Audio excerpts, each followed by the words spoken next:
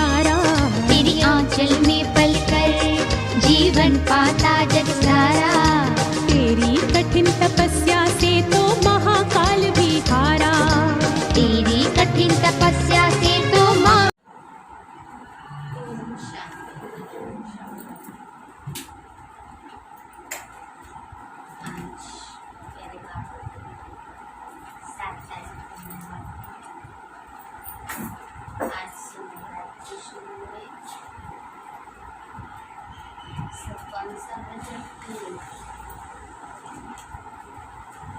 कौन सा व्रत रखना है?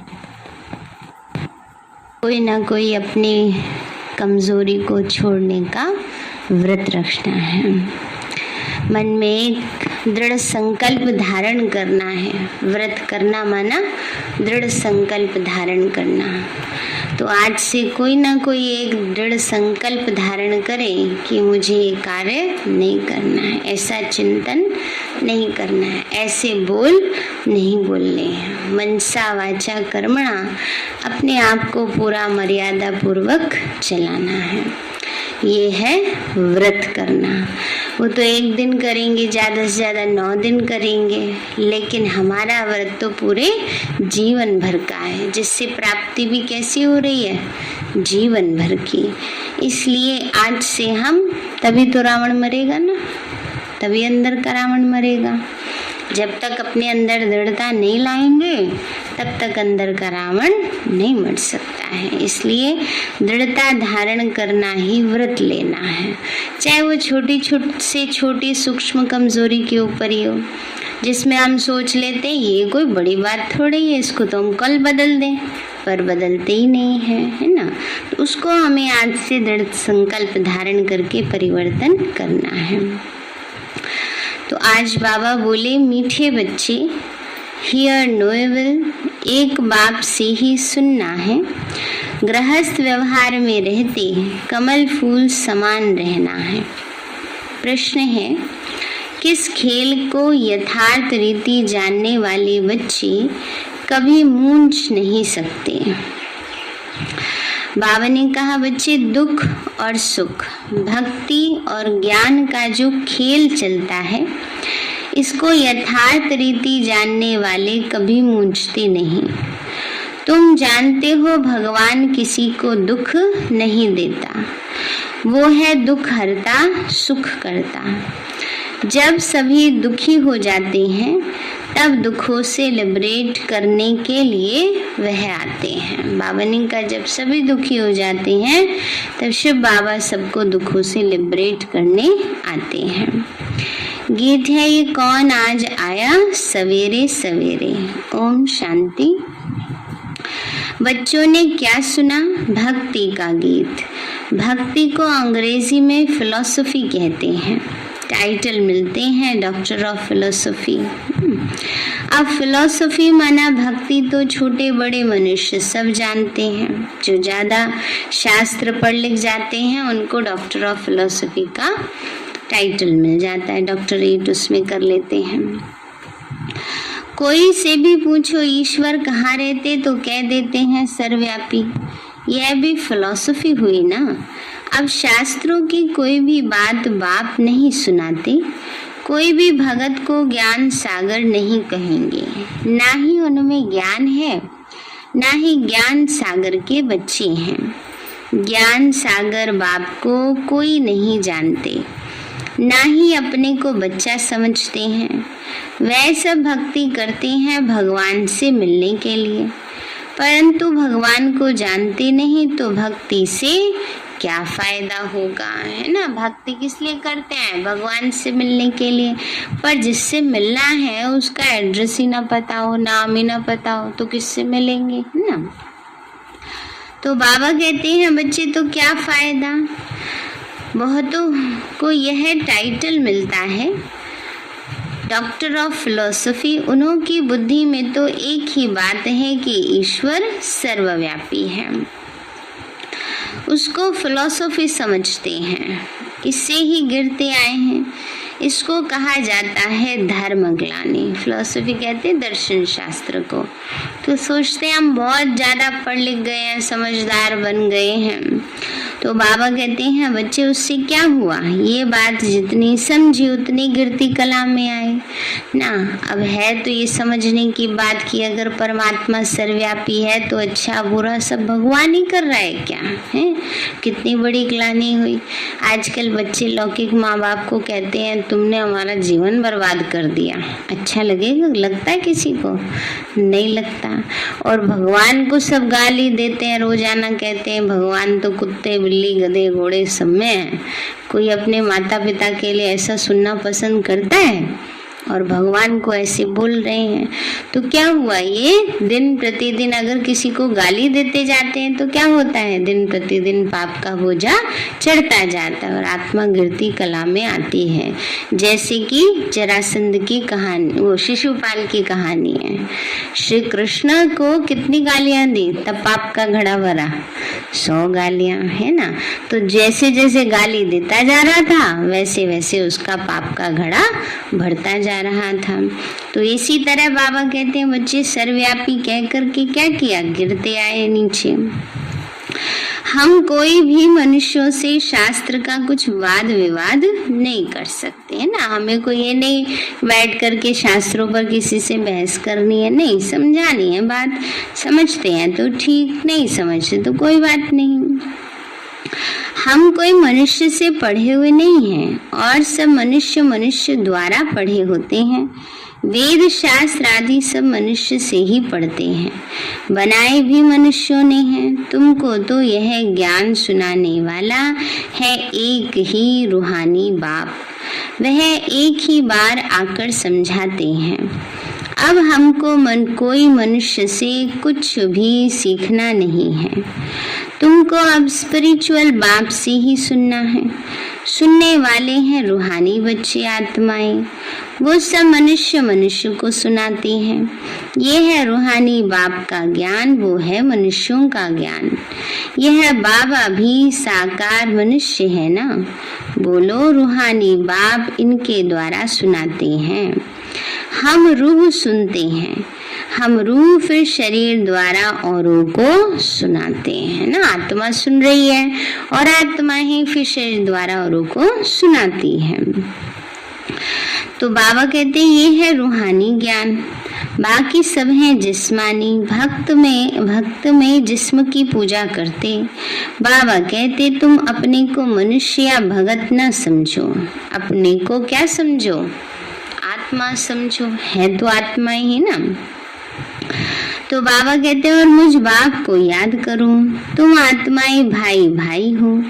गया भी हुआ है आत्मा परमात्मा, अलग रहे बहुकाल, और सुंदर मेला कर दिया जब सदगुरु मिला दलाल। तो हमको कोई भी मनुष्य से सुनना नहीं है। कोई सवाल पूछे तो बोलो हमारा कोई शास्त्रों का ज्ञान नहीं है। हम उसको फिलॉसफी कहते हैं, अर्थात भक्ति मार्ग का ज्ञान। सदगति देने का ज्ञान सिर्फ एक बाप ही देते हैं। सर्व का सदगति दाता एक ही गाया हुआ है। तो तुम बच्चों को कोई से डिबेट नहीं करनी है, बहस नहीं करनी है। समझते हैं अच्छी बात है, क्योंकि समझ आने के लिए बाबा ने सारे लॉजिक हमें दिए हुए हैं। लेकिन फिर भी कोई ना माने तो कोई बात नहीं, ठीक है, आपको जो समझना है सो समझो, उसमें थोड़ी कोई हमें किसी से लड़ाई झगड़ा करना है। तो किसी से डिबेट माना बहस नहीं करनी है। बाबा कहते हैं ज्ञान की अथॉरिटी, ज्ञान सागर मैं हूँ। मैं तुमको कोई शास्त्र आदि नहीं सुनाता हूँ। हमारा ये है रूहानी ज्ञान, बाकी सब है जिस्मानी ज्ञान। वह सत्संग आदि सब भक्ति मार्ग के लिए है। यह रूहानी बाप बैठ रूहों को समझाते हैं। इसलिए देही अभिमानी बनने में बच्चों को मेहनत लगती है। हम आत्माएं बाप से वर्षा लेती हैं। बाप के बच्चे जरूर बाप की ही गद्दी के वारिस होंगे। बाबा कहते हैं बाप के बच्चे क्या होंगे, बाप की गद्दी के वारिस होंगे। तो लक्ष्मी नारायण भी देहधारी हैं, उनके बच्चे जिस्मानी बाप से वर्षा पाते हैं। यह तो बात ही न्यारी है। सतयुग में भी जिस्मानी बात हो जाती है। वहाँ ये नहीं कहेंगे कि रूहानी बाप से वर्षा मिलता है। देह अभिमान को तोड़ना है। हम आत्मा हैं और बाप को याद करना है। बाबा ने कहा देह अभिमान को तोड़ना है। टूट गया है, अभी टूट रहा है। सेकंड में आ जाता है देह अभिमान, जरा सी बात में मैंपन आ जाता है। बाबा कहते हैं इस मैंपन को बिल्कुल समाप्त करना है, तोड़ना है। हम आत्मा और हैं और बाप को याद करना है। यही भारत का प्राचीन योग गाया हुआ है। याद अक्षर हिंदी का है। तो ये नॉलेज तुमको अभी कौन देते हैं? यह कोई मनुष्य नहीं जानते। जन्म जन्मांतर मनुष्य से बात करते आए हैं। अभी रूहानी बाप रूहानी बच्चों से बात करते हैं। ऐसे समझते हैं बैठे हैं तो कि हमारा रूहानी पिता शिव बाबा, हम आत्मा रूहों से बात कर रहे हैं। रूह सुनाते हैं, इसीलिए इसको रूहानी स्पिरिचुअल नॉलेज कहा जाता है। गीता को भी वह स्पिरिचुअल नॉलेज समझते हैं, परंतु उसमें नाम कृष्ण देहधारी का डाल दिया है। बाबा कहते कोई भी मनुष्य में यह नॉलेज हो नहीं सकती। कभी भी कोई तुमसे डिबेट करे तो बोलो ये तुम्हारा भक्ति का ज्ञान है। कोई बहस करते हैं तो कहना चाहिए अच्छा आपका ये भक्ति का ज्ञान है, इससे आगे की बात हम आपको समझाते हैं। मनुष्यों के बनाए हुए शास्त्रों का ज्ञान है। सत्य ज्ञान तो एक ज्ञान सागर बाप के पास ही है। वही खुद नॉलेज दे रहे हैं। उन्हें सुप्रीम बाप कहते हैं। पूजा भी उस निराकार की होती है। अगर और निराकारियों की पूजा होती तो वह उनके बच्चे ही हैं। मिट्टी का शालिग्राम बनाकर पूजा करते तो रुद्र यज्ञ रचते हैं। तुम बच्चे जानते हो वह परम पिता परमात्मा निराकारी दुनिया में रहते हैं ना। रुद्र यज्ञ रचते हैं तो बहुत सारे शालिग्राम बनाते हैं, मिट्टी का शिवलिंग बनाते हैं। पूरा हो जाता है तो उनको तोड़ ताड़ देते हैं। तो बाबा कहते हैं निराकार शिव बाबा की यादगार ना, और साथ में हम बच्चों का। तो हम आत्माएं भी वहाँ रहती हैं जहाँ निराकार परमपिता परमात्मा रहते हैं। वह ज्ञान का सागर आकर ज्ञान सुनाए सबकी सदगति कर देते हैं। वो है परे परे रहने वाला परमपिता परमात्मा। सभी आत्माएं ब्रदर्स को पाठ मिला हुआ है, जो फिर शरीर धारण कर भाई बहन बनते हैं। आत्मा सब एक बाप के बच्चे हैं। तो आत्मा जब शरीर धारण करती है तो स्वर्ग में सुख और नरक में दुख को पाती है। ये क्यों होता है? समझाया जाता है ज्ञान और भक्ति। वो है दिन और वो है रात। ज्ञान से है सुख और भक्ति से है दुख।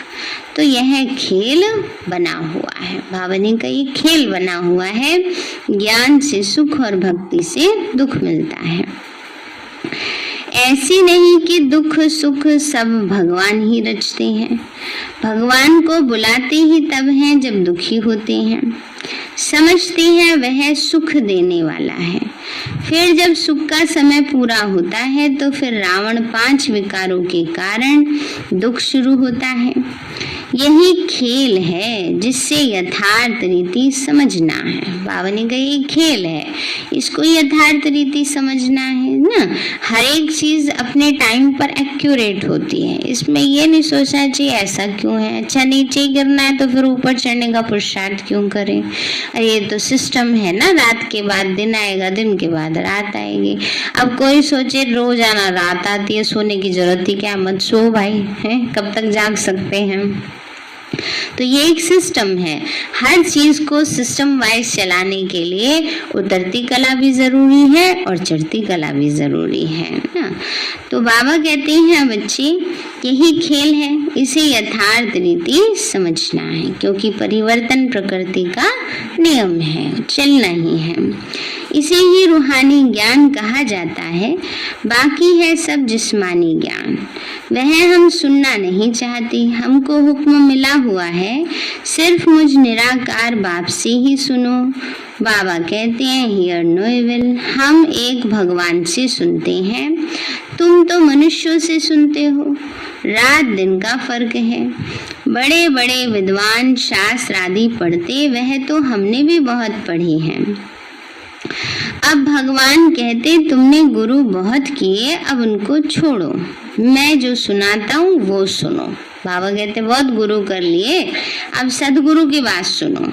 भगवान है निराकार, उनका नाम है शिव। अभी हम उनसे ही सुन रहे हैं। बाप खुद अपना परिचय और अपनी रचना के आदि मध्य अंत का परिचय देते हैं। फिर हम आपसे शास्त्रों की बातें सुने ही क्यों? हम आपको रूहानी नॉलेज सुनाते हैं। सुनना हो तो सुनो, मूंझने की तो कोई बात ही नहीं है। सारी दुनिया है एक तरफ और तुम थोड़े बच्चे हो एक तरफ। अब बाबा कहते हैं मुझे याद करो तो क्या होगा? विकर्म विनाश हो जाएंगे, पापों का बोझा उतर जाएगा। न सिर्फ पापों का बोझा उतरेगा, पुण्यों का खाता भी जमा हो जाएगा, कर्म श्रेष्ठ बन जाएंगे और सतयुग में सीट रिजर्व हो जाएगी, है ना। तो कितना याद से फायदा है। तो सारी बाबा ने कहा तुम मुझे याद करो तो तुम्हारे ऊपर जो पापों का बोझा है वो उतर जाएगा और तुम पवित्र बन जाएंगे। जो पवित्र बनेंगे वही पवित्र दुनिया का मालिक बनेंगे। अभी पुरानी दुनिया बदलनी है, कलयुग के बाद सतयुग आना है। सतयुग है पावन दुनिया। कलयुग में ही मुझे बुलाते हैं, आकर पावन दुनिया बनाओ। तो सो अब मैं आया हूँ, माँ में कम याद करो। अब दुनिया बदल रही है, यह अंतिम जन्म है। इस पुरानी दुनिया में आसुरी राज्य खलास हो, राम राज्य स्थापन हो रहा है। इसलिए अब अंतिम जन्म गृहस्थ व्यवहार में रहते कमल फूल समान पवित्र बनो। यह विषय सागर है ना। विषय सागर का मतलब है विश्व विकारों का सागर ना। दुनिया क्या बन गई है? चारों तरफ विकारी बन गई है ना, विकारों का सागर है। कमल फूल पानी के ऊपर रहता है ना, रहता कीचड़ में लेकिन कीचड़ से न्यारा रहता है। तो दुनिया भी विकारों की कीचड़ है, उसमें रहते न्यारा रहना है। तो अब तुम गृहस्थ व्यवहार में रहते कमल फूल के समान पवित्र बनो। तुम बच्चे जानते हो हम राजाई स्थापन कर रहे हैं। अभी सारी दुनिया बदलनी है। वह धर्म स्थापक सिर्फ अपना अपना धर्म स्थापन करते हैं। पहले वह पावन होते हैं फिर पतित बनते हैं। बाबा ने कहा जो भी धर्म स्थापक हैं वो अपना अपना धर्म स्थापन करने आते हैं, फिर धर्म की पालना भी उन्हें ही करनी है, इसीलिए उसी धर्म में जाकर जन्म लेते हैं। तो सभी आत्माएं हैं और आत्माओं के ऊपर कर्म का प्रभाव अवश्य आता है। इसलिए बाबा कहते हैं वो पहले पावन होते हैं फिर पतित बनते हैं। सदगुरु तो एक ही सदगति दाता है। मनुष्य गुरु करते तब हैं जब सदगति में जाना चाहते हैं। जब पाप बहुत होते हैं तब रूहानी बाप ज्ञान सुनाते हैं।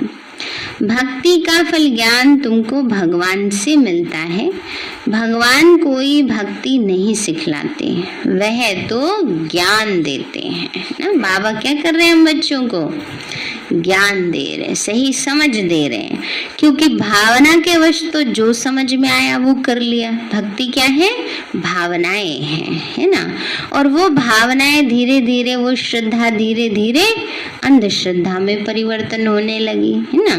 तो मनुष्य का भटकाव होने लगा, फिर भगवान को आकर के सही रास्ता दिखाना पड़ता है।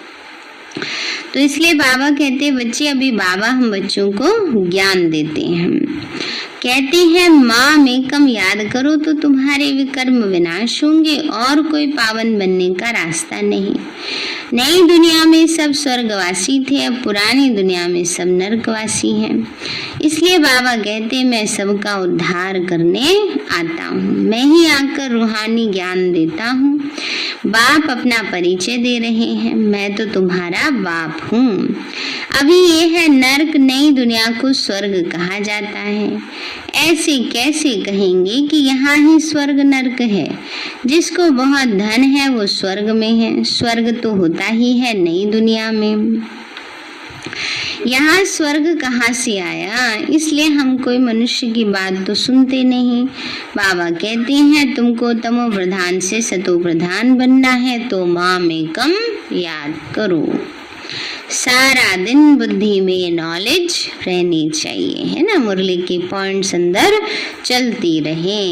अच्छा मीठे मीठे सिक्के लदे बच्चों प्रति माता पिता याद प्यार और गुड मॉर्निंग। रूहानी बाप की रूहानी बच्चों को नमस्ते। रूहानी हम बच्चों की रूहानी माता पिता बाप दादा नमस्ते नमस्ते नमस्ते बाबा नमस्ते। धारणा के लिए मुख्य सार है, एक बाप से ही रूहानी बातें सुननी है, किसी से दूसरी बातों का वाद विवाद नहीं करना है। बाबा ने कहा बाबा से बातें सुनो, ज्ञान सुनो, किसी से फालतू बहस नहीं करो। कोई सुनते हैं ठीक बात है, अच्छी बात है, नहीं सुनते ज्यादा बहस करके अपनी अवस्था क्यों खराब करनी है। कई बार बाबा के बच्चे बड़े जोश में आ जाते हैं, नहीं नहीं ये बात ऐसे ही है, तुम मानते क्यों नहीं हो? अरे कोई जबरदस्ती थोड़ी किसी को बनवाना है। इसलिए बाबा कहते हैं किसी बात पे बहस नहीं करनी है। दूसरा है देही अभिमानी बनने की मेहनत करनी है, सतो प्रधान बनने के लिए एक बाप की याद में रहना है। वरदान दिया बाबा ने, बाप के हाथ और साथ की स्मृति से मुश्किल को सहज बनाने वाले बेफिक्र व निश्चिंत भव। बाप के हाथ और साथ की स्मृति से मुश्किल को सहज बनाने वाले बेफिक्र व निश्चिंत भव। बाबा बोले जैसे किसी बड़े के हाथ में हाथ होता है तो स्थिति बेफिक्र व निश्चिंत रहती है। ऐसे हर कर्म में यही समझना चाहिए कि बाप दादा मेरे साथ भी है और हमारे इस अलौकिक जीवन का हाथ उनके हाथ में है ना। दे दिया सबने अपना हाथ बाबा के हाथ में। दूसरे नहीं हम बहुत समझदार हैं, हम बहुत शक्तिशाली, हम ही चला लेंगे। नहीं, बाबा सर्वशक्तिवान है, उसको अगर नैया का खिवैया बनाएंगे तो कभी भी डूबेगी नहीं। अर्थात जीवन उनके हवाले है तो जिम्मेवारी भी उनकी ही हो जाती है। सभी बोझ बाप के ऊपर रख अपने आप को हल्का कर दो। बोझ उतारने व मुश्किल को सहज करने का साधन ही है बाप का हाथ और साथ। स्लोगन है, पुरुषार्थ में सच्चाई हो तो बाप दादा की एक्स्ट्रा मदद का अनुभव करेंगे। अगर सच्चाई से पुरुषार्थ करते हैं, ऐसे नहीं अपने आप को ठगते रहते हैं। कई बार कई व्रत करते हैं ना, वो पीछे से कुछ ना कुछ खाते रहते हैं कहेंगे हमने व्रत करा है, है ना। ऐसी चीज में भी अपने आप को थोड़ा चला देंगे, चलो कोई नहीं, सेंधा नमक नहीं था ना तो वही नमक डाल लिया तो ये क्या होता है ना, तो उसकी वो हो जाती है। तो इसलिए पूरा सच्चाई तो नहीं हुई ना। हाँ, तो इसी तरह से बाबा कहते हैं पुरुषार्थ में भी कई बच्चे सोचते हमने इतने घंटे योग लगाया लेकिन एक्यूरेट नहीं होता, तो पुरुषार्थ की सच्चाई नहीं। सच्चाई से करो, सफाई से अंदर से करो तो बाबा हर कदम में मदद करता है। उसके बाद है मातेश्वरी जी के अनमोल महावाक्य। ज्ञान, योग और दैवी गुणों की धारणा जीवन का आधार है। यह तो अपने को निश्चय है कि परमपिता परमात्मा द्वारा हमें नॉलेज मिल रही है। इस नॉलेज के मुख्य 3 पॉइंट हैं जिसके लिए अपने को पूरा पुरुषार्थ करने का ध्यान रखना है। इसमें पहले है योग अथवा ईश्वरीय निरंतर याद, जिससे विकर्मों का विनाश होता है। दूसरा है ज्ञान, माना इस सारे ब्रह्मांड सृष्टि के आदि मध्यंत कैसे होती है। जब यह नॉलेज हो तभी इस लाइफ में प्रैक्टिकल चेंज आ सकती है और हम भविष्य प्रारब्ध अच्छी बना सकते हैं। तीसरी पॉइंट है क्वालिफिकेशंस, तो हमको सर्वगुण संपन्न 16 कला संपूर्ण अवश्य बनना है, तभी देवी देवता बन सकते हैं। तो अपने आप को चलते फिरते खाते पीते इन तीनों पॉइंट पर ध्यान जरूर देना है ना। योग, ज्ञान और विशेषताएं, धारणाएं, क्वालिफिकेशंस माना धारणाएं। इस एक ही जन्म में ज्ञान बल, योग बल और दैवी गुणों की धारणा की जाती है। तीनों का आपस में कनेक्शन है। ज्ञान बिगर योग नहीं लग सकता और योग बिगर दैवी गुणों की धारणा नहीं हो सकती।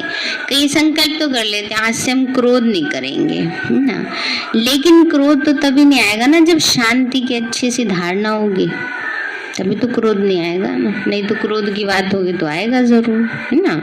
तो इसलिए वो शांति अंदर तक, गहराई तक कब समाएगी, जब हम शांति सागर के कनेक्शन में रहेंगे ना। शांति सागर कौन? शिव बाबा।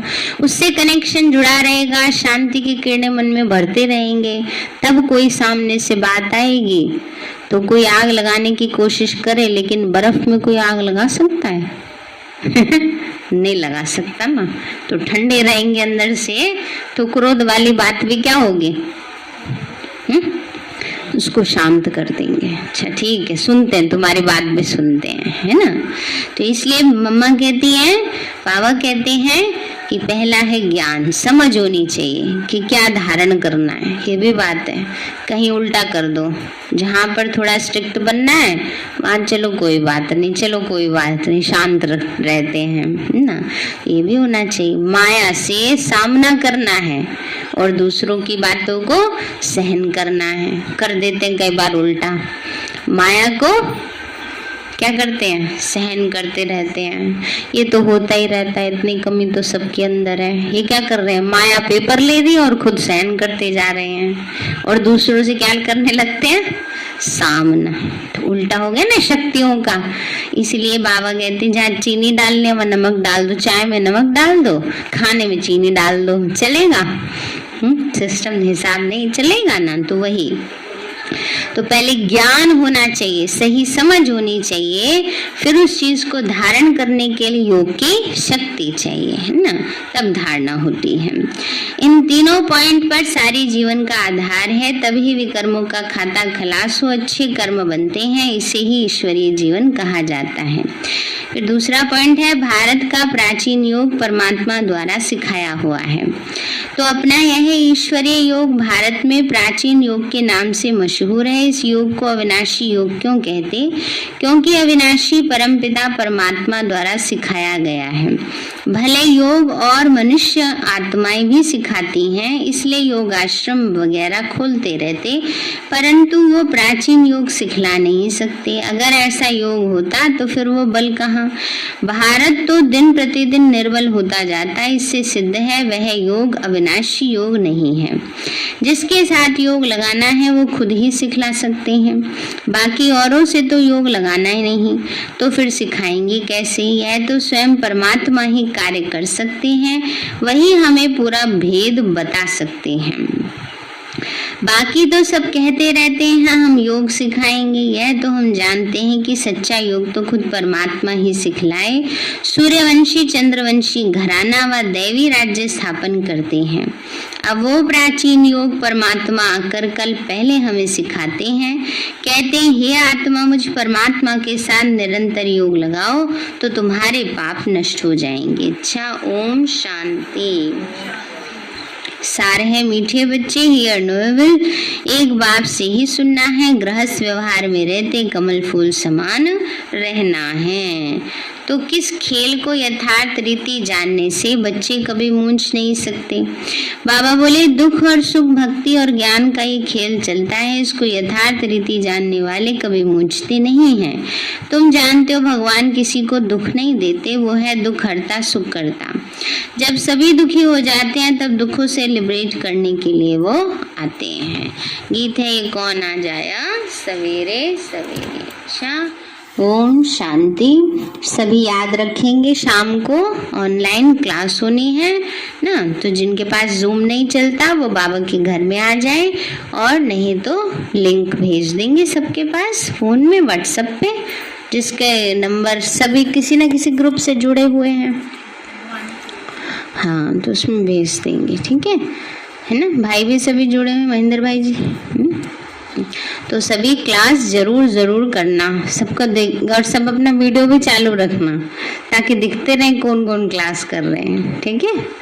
ओम शांति।